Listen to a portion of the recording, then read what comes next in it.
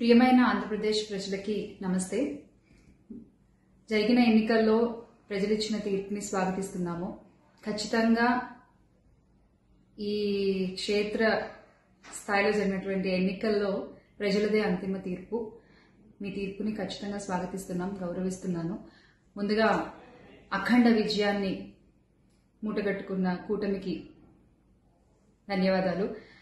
పెద్దలు నారా చంద్రబాబు నాయుడు గారికి, అలాగే పవన్ కళ్యాణ్ గారికి, బీజేపీ సభ్యులందరికీ, పురంధరేశ్వరి గారికి, అందరికీ కూడా హార్దిక కృతజ్ఞతలు తెలియజేసుకుంటున్నాము.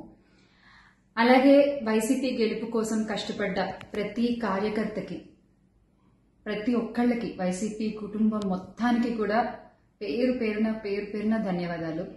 ఎస్, ఓడిపోయాము, కానీ ఒకటి గుర్తుపెట్టుకోవాలి, గెలిచిన నాడు ఎప్పుడూ విర్రవీగలేదు విజయ గర్వంతో. ఓడిపోయిన నాడు ఏనాడు కూడా కుంగిపోలేదు.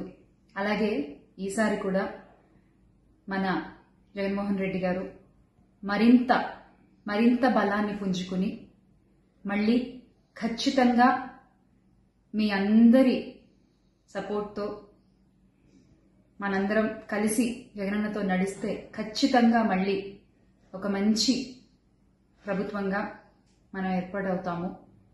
దేవుడిపై నమ్మకం ఉంచి ప్రజలకి మంచి జరగాలని కోరుకుంటూ, ఎస్, ఎప్పటికీ జగనన్నతోనే అందరం కలిసి నడుద్దాము, మంచి చేద్దాం. ఏదైనా ప్రజలకి మంచి జరగడం ముఖ్యం. ఈ 5 ఏళ్లు కూడా ఆంధ్రప్రదేశ్కి ఎంత మంచి జరగాలో అంత మంచి జరగాలని మనస్ఫూర్తిగా కోరుకుంటున్నాను. జై వైసీపీ, జై జగన్. థ్రెటనింగ్ కాల్స్ గురించి వచ్చేసరికి, ఎస్, చాలా కాల్స్ వస్తున్నాయి, చాలా బెదిరిస్తున్నారు. ఒక రకమైన భయంగానే ఉంది నాకు కూడా.